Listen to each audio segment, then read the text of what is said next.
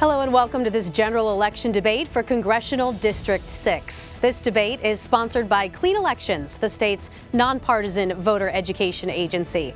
My name is Danielle Lerner and I'll be moderating today's debate. And the way we're sharing this debate is part of a brand new effort to support democracy in Arizona.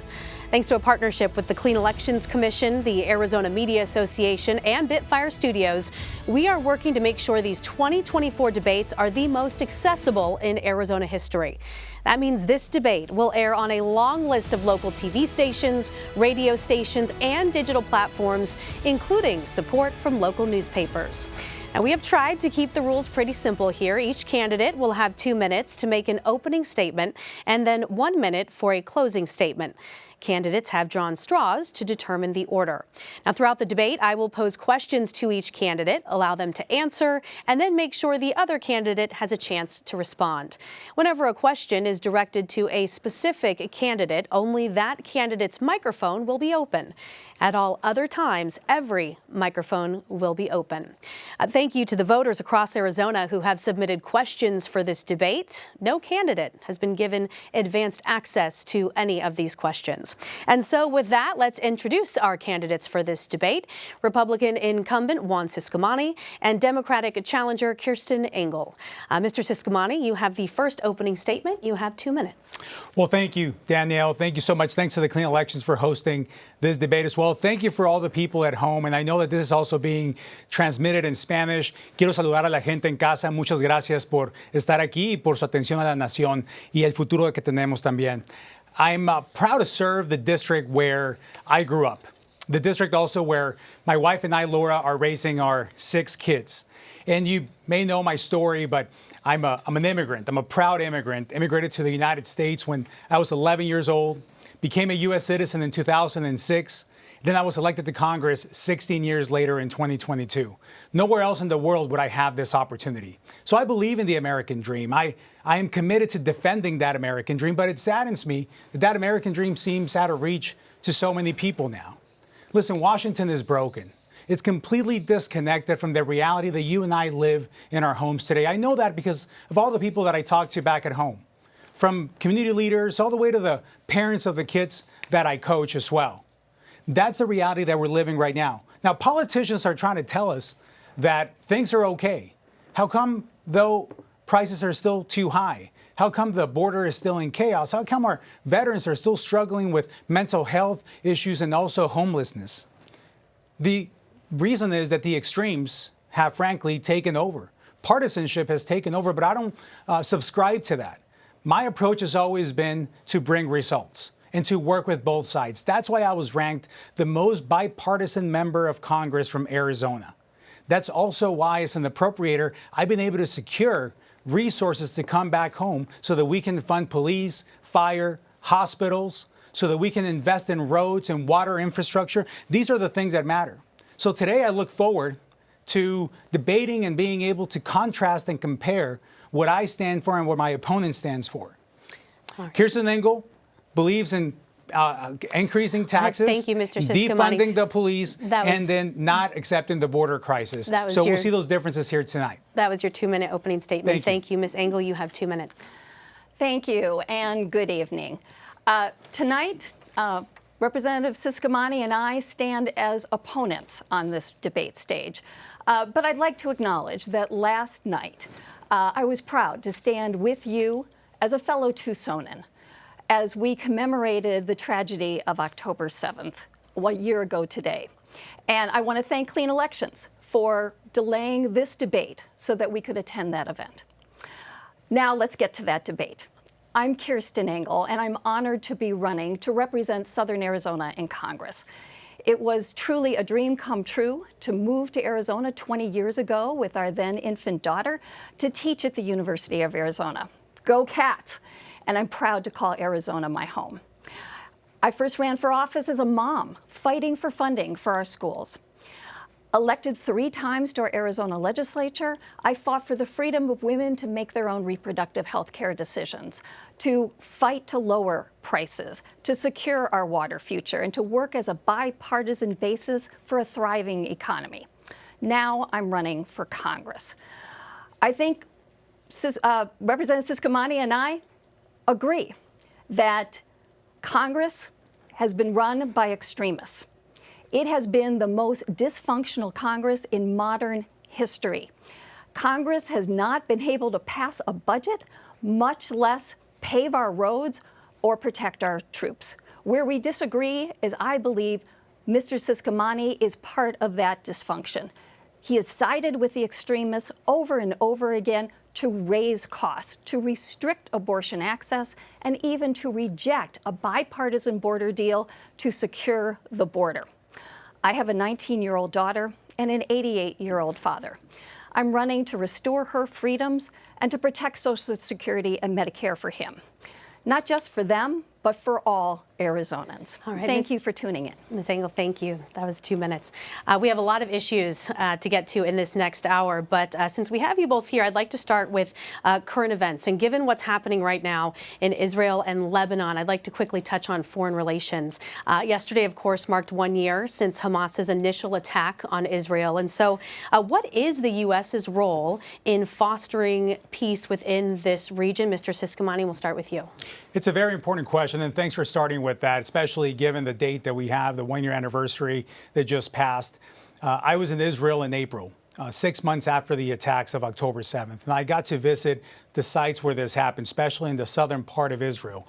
Visited with the families, heard from them, the families of the hostages as well. We went all the way up north where the new battle has also started there. Israel is under attack. From all fronts at this point. At that time, they had only seen the attacks from the south, expecting the attack from the north as well. The situation has gotten worse. The weekend after we came back from Israel, that weekend Iran launched an attack, a rocket attack on Israel, and they were able to protect themselves with the Iron Dome that is produced right here with Raytheon in our district.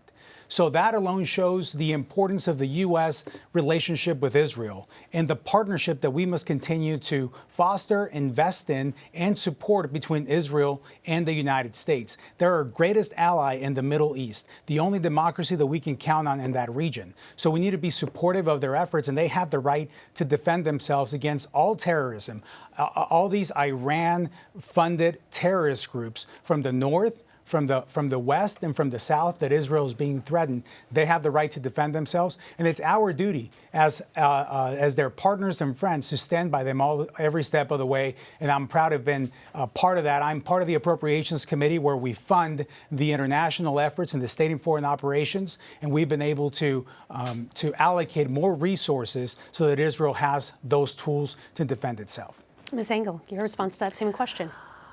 Well, the escalation of military conflict in the Middle East is truly concerning. It keeps me up at night.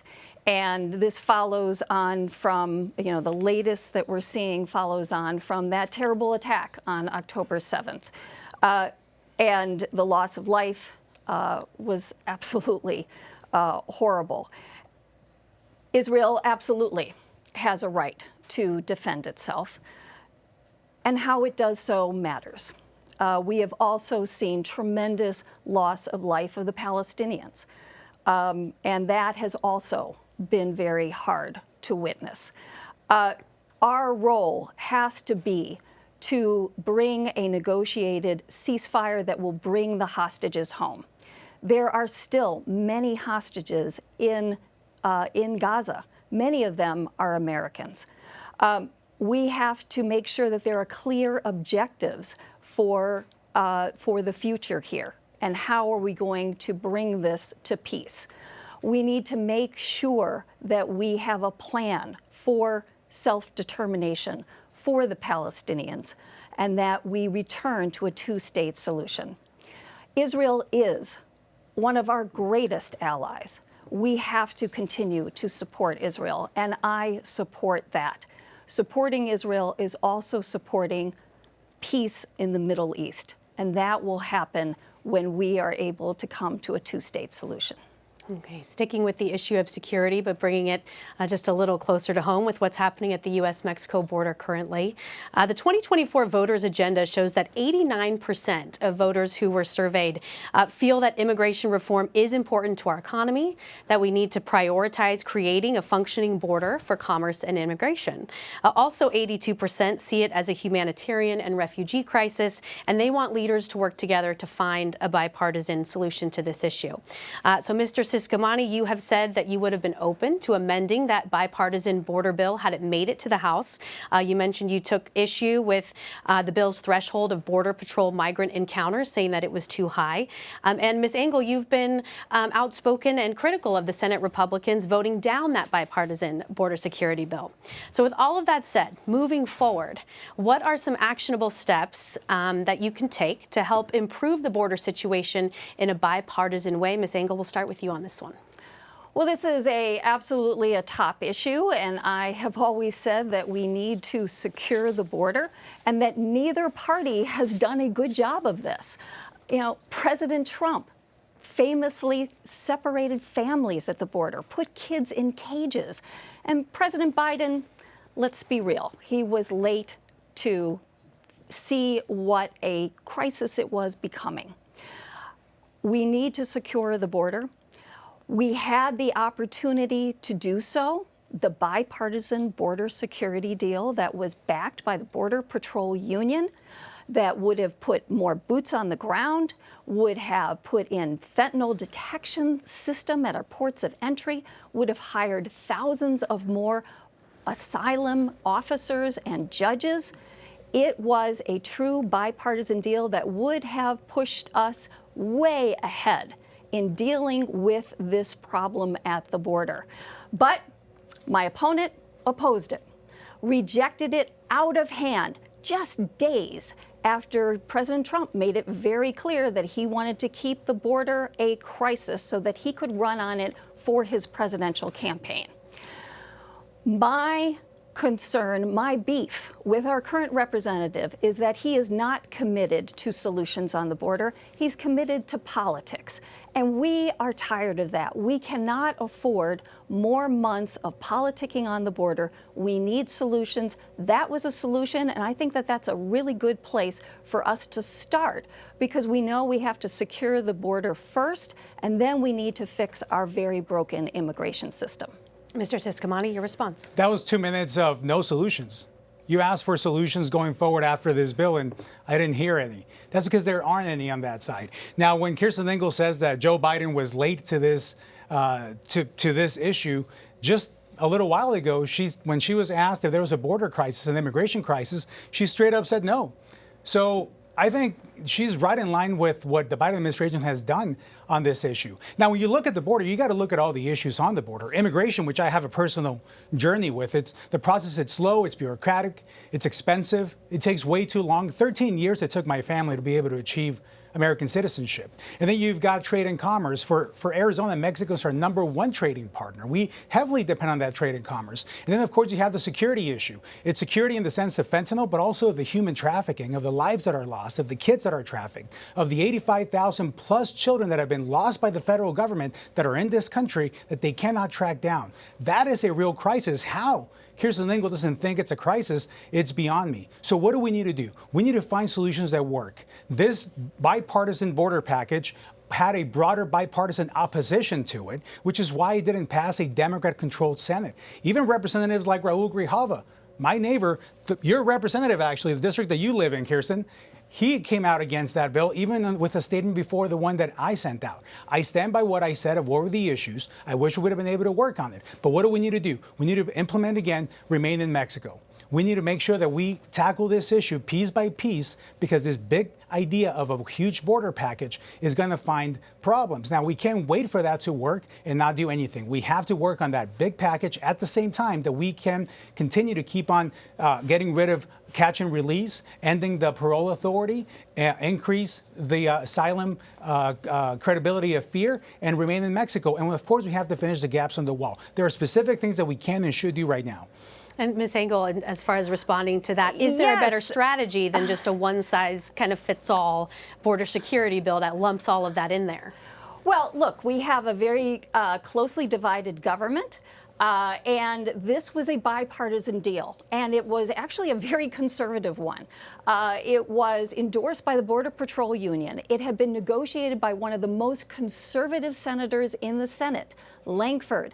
Also, Arizona's own independent senator, Kirsten Sinema, and a Democrat.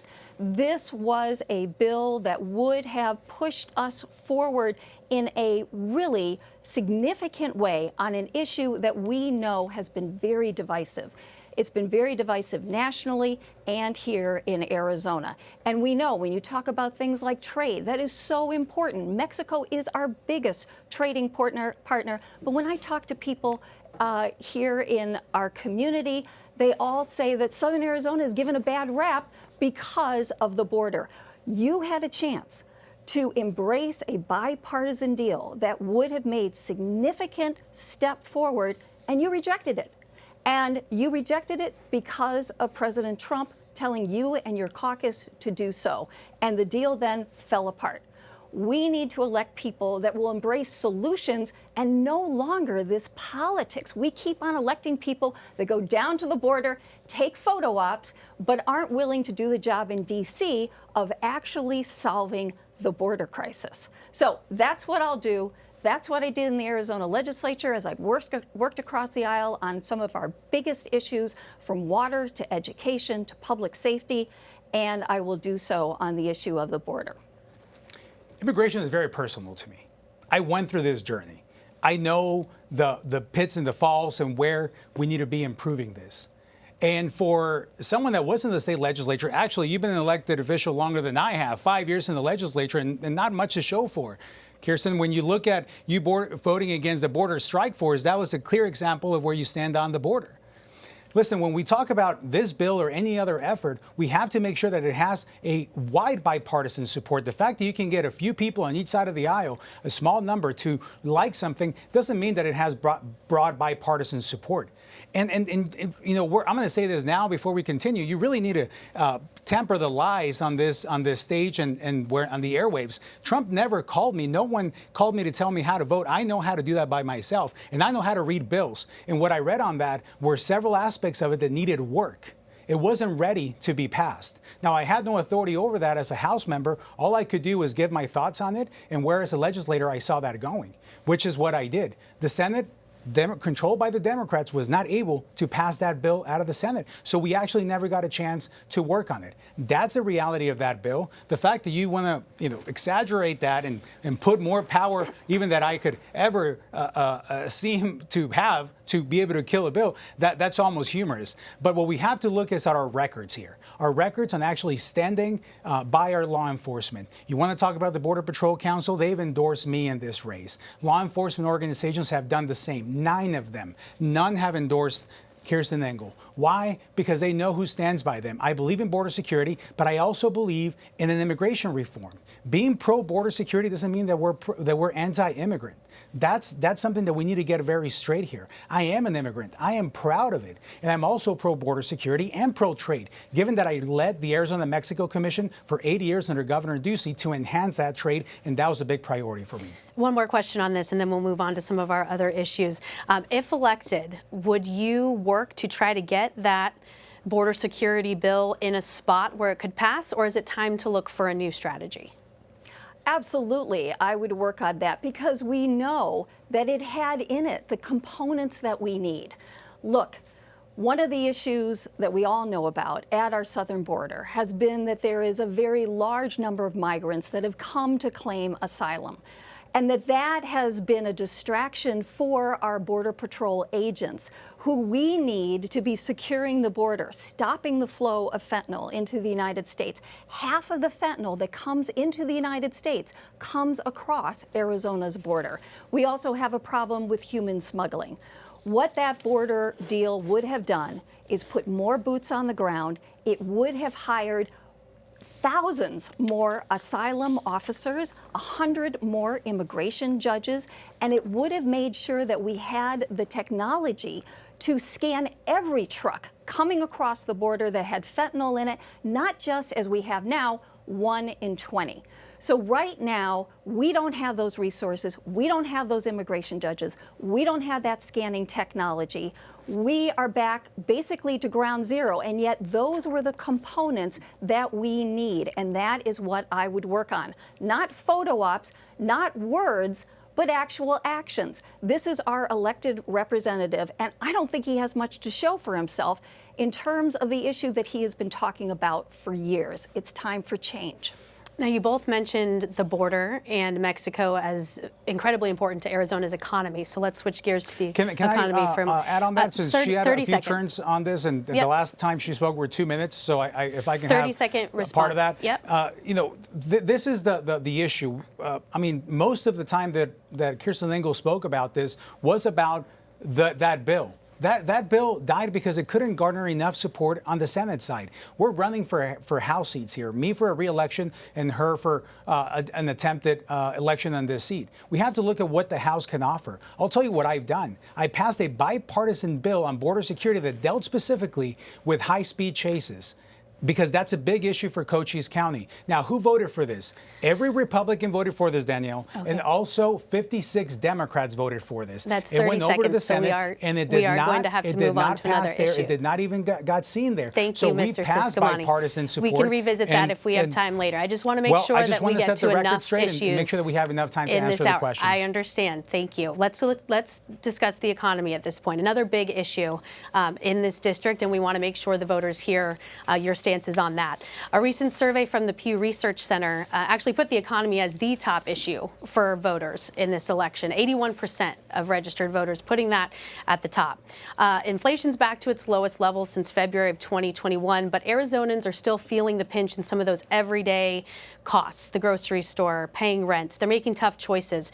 So what steps will you take as a member of Congress to provide the average consumer with some tangible relief? Mr. Ciscomani, we can start with you on this. Sure, one. this is the issue that I hear about the most. No question about it. Wherever I go, whether it's discussing with community leaders, with mayors, with elected officials, with parents. I'm a flag football coach, so I get an opportunity to be on the field with quite frankly, parents and adults that will never go to a political meeting or even a chamber event. These are people just going to work, taking their kids to play sports, and that's who I also talk to a lot. And dropping kids off at school, both from kindergarten all the way to high school that I have. So I have an opportunity to talk to a lot of people, a lot of parents. And this is the number one issue, the cost of living, how expensive things are, that they have to tighten the belt while the federal government continues to spend in a reckless way. I'm an appropriator. So as the only freshman in the Appropriations Committee from Arizona in the House side, and the only freshman in Congress appointed at the beginning of this term, I have a seat at the table to make sure that we get our fiscal house in order. We have to stop spending money the way that the federal government has been spending money. People at home have tightened their belts. They have reduced their spending because of the inflation that the Joe Biden administration has brought in, and one that Kirsten Engel approves and supports. We cannot continue on that path. We cannot continue on that road. Families are hurting. So we need to reduce the spending from the government. We need to reduce the regulatory environment so that the businesses can go and create these jobs. We need to make sure that we're promoting them by expanding the economy and spending less money on the government side. That's what I've been focusing on as an appropriator, and the resources that I've been able to bring back home through the Community Funding Project have enhanced the economic development, like new roads, like in our hospitals, JTED, for example, the land for a new building that I helped fund with the funds that we brought back from the Appropriations Committee. These are targeted investments that help with the economic development and the workforce needs as well. Ms. Engel, how do we get Arizonans some relief? Well, they really need relief. High costs are really digging into family budgets. And it's a real issue for families. It's an issue for seniors. It's an issue for people who are working minimum wage jobs. And they need and deserve relief. I have been an advocate working on lowering costs for families here in Arizona. You know, when I was in the Arizona legislature, I introduced a bill to go after price gougers, to give our Attorney General the authority that the Attorney General in 36 other states has to go after companies that are jacking up prices of essential items during an emergency. this is the kind of authority that we need even on the national level. We need to make sure that we are not letting companies get away with things like fixing prices for rental homes. Affordable housing is also part of those very high costs that people are struggling with. And, you know, price fixing by algorithm is still price fixing. We have to make sure that we're going after landlords or companies, large equity firms that are coming into our housing market to make sure that doesn't happen. And we can do a lot on the federal level to lower costs for families, such as promoting and expanding the authority that Medicare now has as a result of a bill passed by Congress earlier, before Juan Ciscomani was in office, that allows Medicare to negotiate the price of prescription drugs. This is going to lower those costs of something that takes a big chunk out of their budget. That same law that, by the way, my opponent actually opposes, actually caps the cost of insulin and caps the cost for health care. Those are the kinds of things, using the power of the federal government, we can reduce costs for families. I haven't seen that from my opponent. He's even done things like vote to cut things like affordable housing money on the federal level. That's 2 minutes. Thank you. Mr. Ciscomani, your response to that? That's a complete lie. I would like to one day just ask you for the sources of 90% of the things that you say about me, Kirsten. That would be very interesting to see. But here's the reality.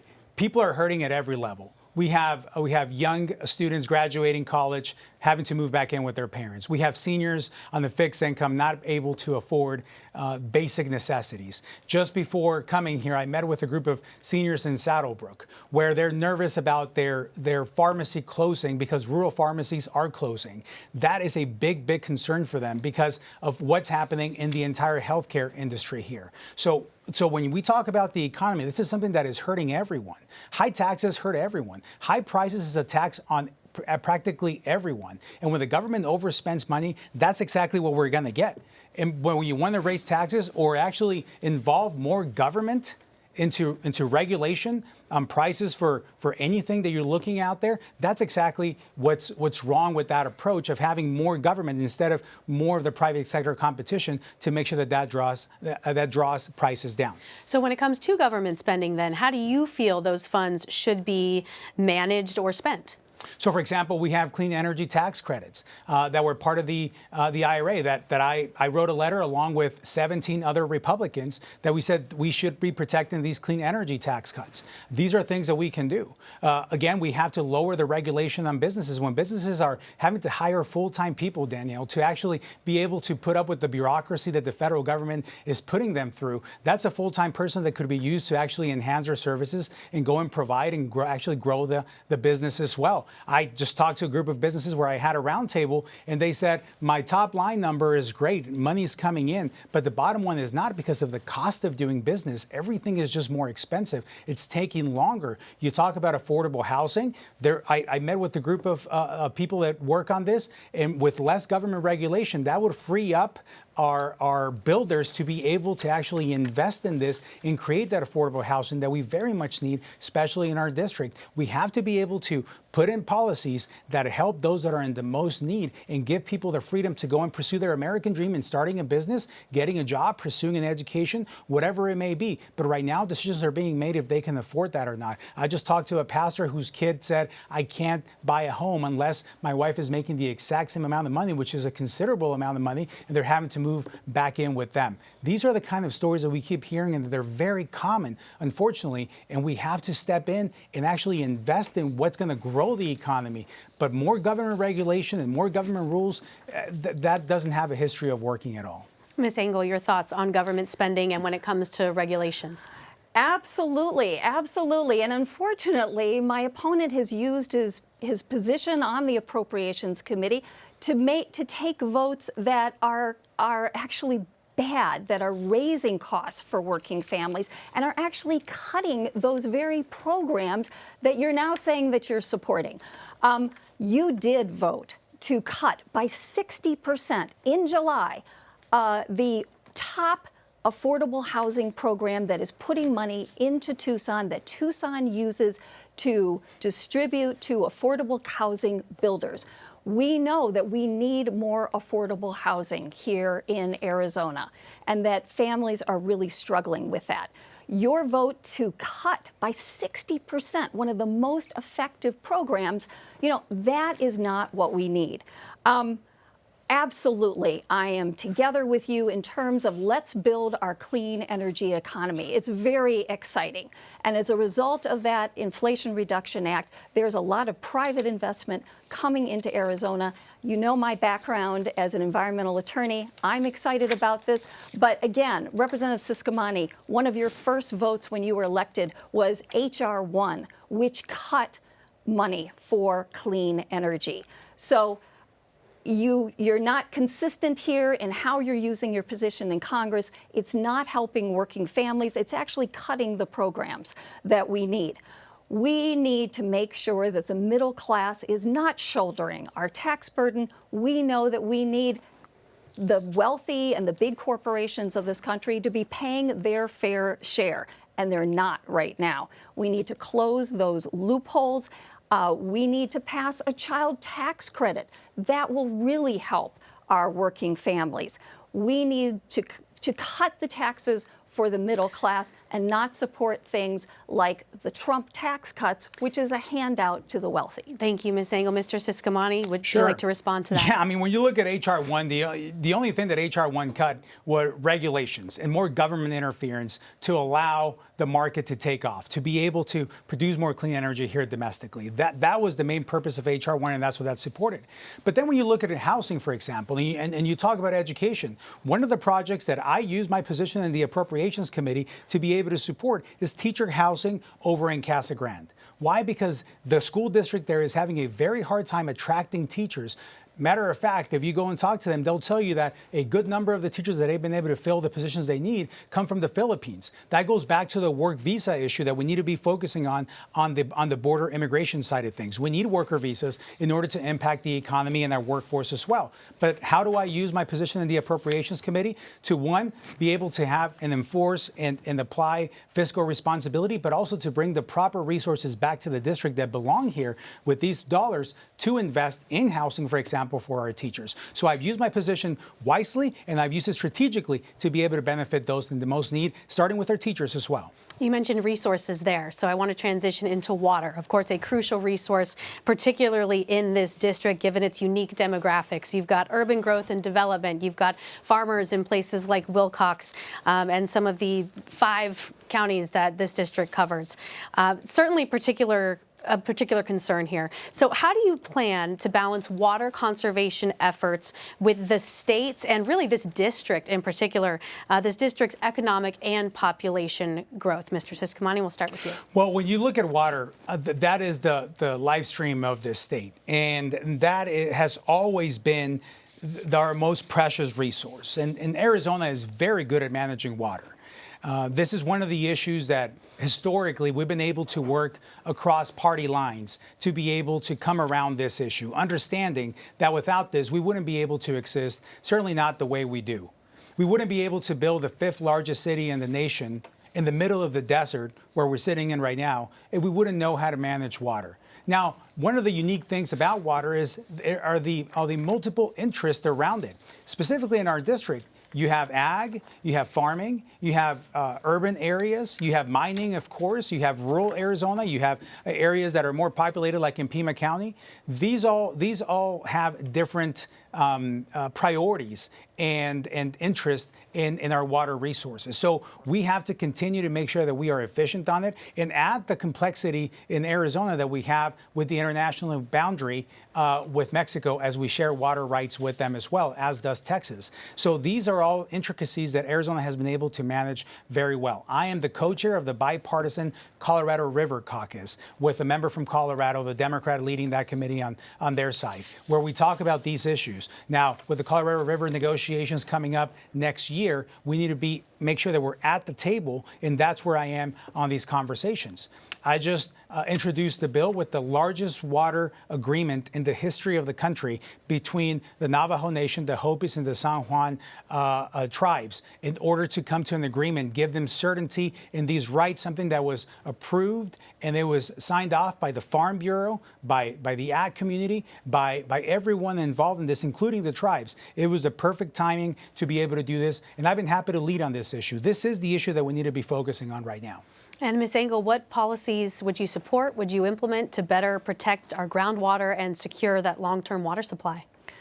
Well, in everything we do with respect to water, we have to be guided by the principle here in this desert state of Arizona water for Arizonans, because we know how precious a resource it is. It is vital to life. It is vital to our economy. And we know that we have a water crisis. We have a drought conditions on the Colorado River, which is responsible for 40% of our water. I worked in the Arizona legislature on the Colorado Drought Contingency Plan, and it was because of me that we had several $1 million going towards conservation in that drought contingency bill. But we also know that our groundwater is also under threat. I held a water town hall in Pierce, Arizona on Saturday afternoon. A whole bunch of folks came in, farmers, townspeople, small business owners, and all talked about the crisis of their water, that they have lost access to their water. They've had to spend thousands of dollars to deepen their wells, and that is because we have not adequately managed our water here in Arizona. We haven't done a good job of it, and they have out-of-state industrial agriculture that has come in and is pumping our water dry. And we know that under the Ducey administration that my opponent worked in for years, they made sweetheart deals with the Saudi Arabians to come over here and pump our groundwater dry so that they can plant alfalfa and ship that alfalfa back to dry Saudi Arabia. That is not good management. That isn't fair for Arizona. It's not Arizona water for Arizonans, the principle that needs to guide what we're doing. There is so much that we can do, however. We need to make sure that we are supporting our farms and our ranches to make sure that we're using water the most efficiently. With conservation, we can help our homeowners, our developers to use water much more efficiently. Thank you for that response. I want to use my experience as an environmental attorney to do that. Thank you. Mr. Ciscomani, I'm curious, what is your stance on leasing state land to overseas companies? Is that something that you would support in the future? Absolutely not. Arizona water needs to be for Arizonans, and so does our land. When you have other nations coming in, especially adversary nations like China, buying up farmland like they do in Latin America, that's a huge danger and a huge issue. And I absolutely don't support that. And again, these are just stretches that Kirsten Engel keeps bringing up. What we need to make sure is that we apply innovation here. When I met with the Safford farmers there, and they implemented this drip irrigation that is saving a huge amount of water for them, and they can use over that 40% saving into another piece of land that they have as well. That produces more ag, and it also conserves our water. The mining community every time I visit the mines, I am impressed by the way they're recycling water there as well. And the other area that I've been able to, again, I keep going back to this, why it's so important to be in the Appropriations Committee. I've been able to fund a few projects, and I'm going to list them just real quick in terms of where money for water projects has gone. From PFAS in Pima County, that is so important with the city of Tucson and DM Air Force Base,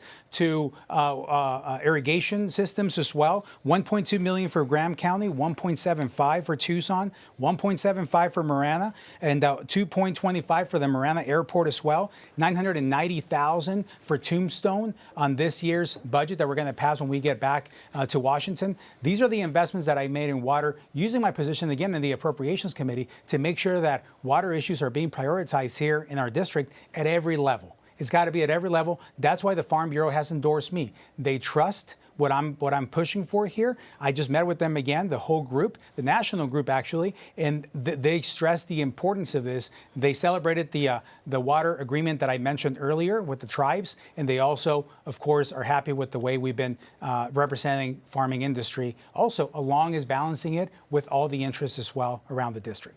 Ms. Engel, 30 seconds real quick to respond to that. Real quick, I would say that I'm glad to hear that my opponent agrees with me that the principle guiding us should be Arizona water for Arizonans. But unfortunately, that has not guided his past decision. It certainly hasn't guided the administration that he was a part of. On his watch, in that administration, the Ducey administration made a sweetheart deal with the state of Arizona to come in here because we are wide open and unregulated and pump our aquifers dry. We need to stop that. Thank you for that and response. Manage our water. Mr. Ciscomani, 30 seconds, real quick, final response before we move on to another issue. I just find it humorous. I think, Kirsten, you're giving me a lot of credit. You know, and so in your book, I killed the bipartisan deal all by myself. Also, in your theory, I was able to shepherd this deal with Saudi Arabia for water when I was with the Ducey administration. I'm not sure how many hats you think I was wearing during that time. For the Ducey administration, I managed the Arizona-Mexico Commission, our Southern Arizona relationships among the 7 counties in the South. That was my responsibility there. I'm proud of the work that I did there, and that was clear in what I think of foreign nations owning our or any land or water rights that we have. All so right, thank you I ask that I get judged by what I do, not by what others do. We do need to move on, however. This time's going quick, so I want to make sure we get as many issues in as possible. Now to an issue not just important here in Arizona, but across the entire nation. Arizonans will have a chance to vote on abortion access next month. Should this issue stay in the state's hands, or does it belong at the federal level? Ms. Engel, we'll start with you. This is a top issue. When I go from door to door and I talk to people, you know, they are really, really upset. Here in Arizona, we almost had an 1864 criminal abortion ban go into effect. Every woman, every person has to have the freedom to make their own health care decisions with their doctor, you know, with their family. And that is not what we have. When I go to Congress, I'm going to fight to protect reproductive health care. I'm going to fight to restore the rights that we as women had for the past 50 years in Roe versus Wade. My opponent has shown us where he is on this issue. We cannot trust him to protect our reproductive rights. He cheered the repeal of Roe versus Wade. He's voted in Congress repeatedly to restrict women's reproductive rights. He's voted to restrict access to FDA-approved medication abortion. Very, very vital to women in our rural areas, our Hispanic and Latino women. He has voted to restrict reproductive health care for our active service duty members. And imagine that. These are women that are fighting for our freedom, and we can't give them the freedom to make their own health care decisions. I find that outrageous. My opponent has been extreme on this, and perhaps that shouldn't surprise us. You know, for years, he was a board member of a Christian nationalist far-right organization, the Patriot Academy, that's very clear about its views. It rejects the separation of church and state. It believes in banning abortion entirely. And this is what he comes from. He was part of this organization for 14 years until he ran for Congress. Okay, thank you. The 2-minute time is up. Mr. Ciscomani, your stance on if abortion should be a state or federal issue? Well, I'll answer your question directly. This is a state issue. It's absolutely a state issue. I've always said it is a state issue, and then the Supreme Court agreed with that and put it back on the states. And listen, this is going to be a very personal issue. This is a very personal issue for a lot of people. And there's absolutely, that is exactly how the situation is. I trust women. I cherish new life. I reject the extremes on this issue. And I've been very clear, Danielle, of where I stand on it. I reject the federal ban on abortion. I support the exceptions for rape, for instance, of course, for the life of the mother. I support access to IVF so that those that want to grow their families are able to do so. This is an issue, again, that voters will decide on in November. We're going to respect the will of the voters on this issue. And it's going to be a state decision like we've seen it all across the country. That's, again, the position that I've stood on for a long time since we started talking about this, and also the decision that the Supreme Court came down with. And that's what we're living with, and that's what we're going to abide to, whatever the decision is when it comes November. So, Ms. Engel, just to clarify, do you support any type of ban or limits on abortion? This is a healthcare decision. It is a personal decision of the woman and her doctor.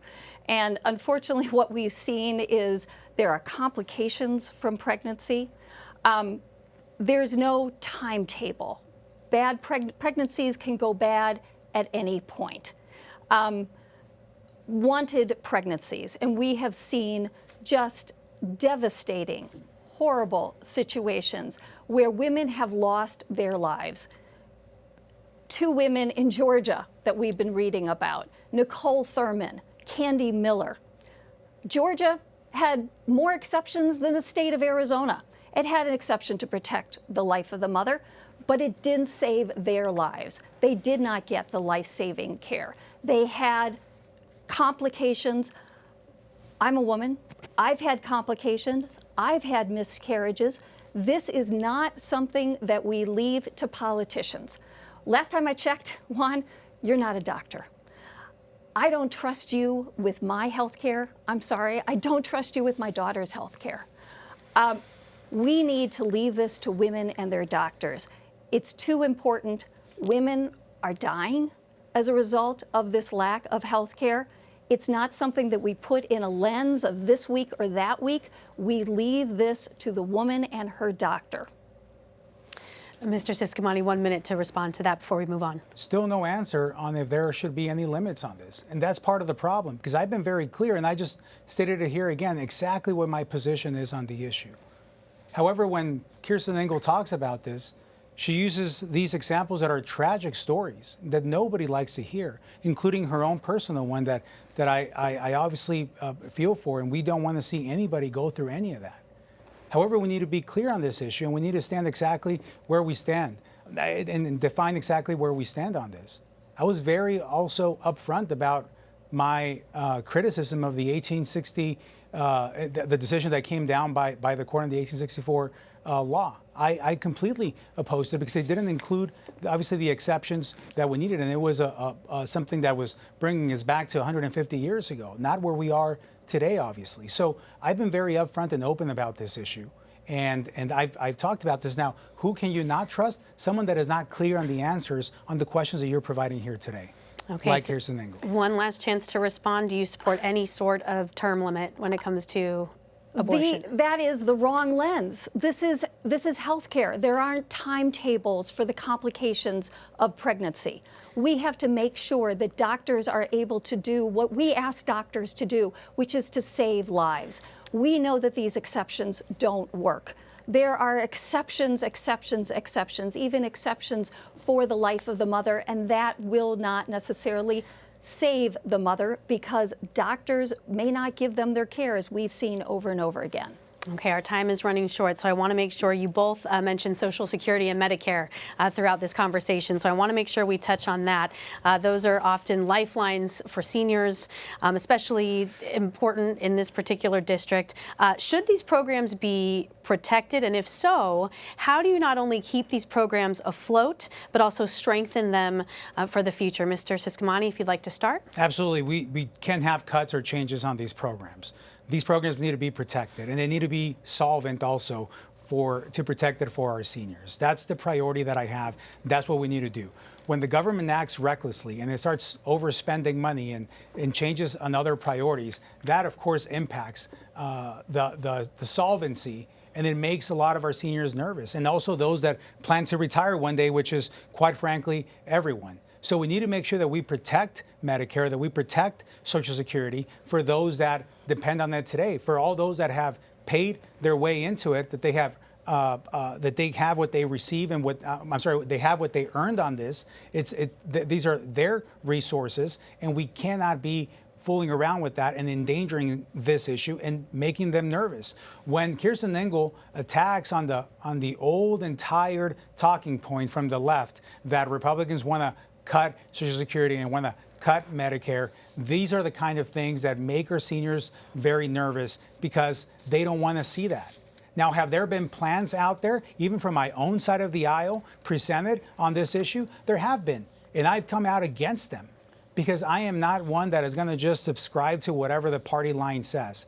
I don't take direction from anyone in Washington. I take direction from the people in my district. That's why I've been able to stand up against some of these plans that have suggested any kind of reduction or change on these programs that would endanger our seniors' benefits, both in Social Security and Medicare.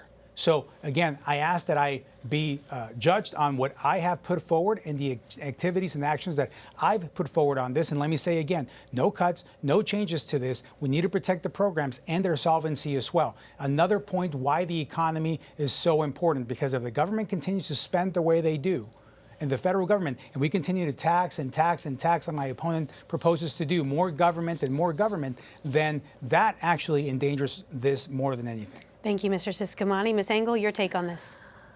Yes, these are earned benefits. These Social Security and Medicare are absolutely vital to the financial security and the health of our seniors. My dad is 88. I have coffee with him every morning on his porch. I know how important Medicare is to him and his conditions. Social Security is important to him as well. And these are not government handouts. These are earned benefits. Take money out of every one of our paychecks. It goes to Social Security so that we will have it when we are older. But I'm sorry, Juan Ciscomani, you have not been a supporter of the Social Security Administration, the Veterans Administration, or Social Security benefits. You voted to cut by $500 million the Social Security Administration. This is already an underfunded program. Cutting it by $500 million decimates it. You have been a part of a far-right organization that wants to raise the retirement age to 69. That is a big cut in benefits. You say that you stand up to these organizations, but why are you a member of it?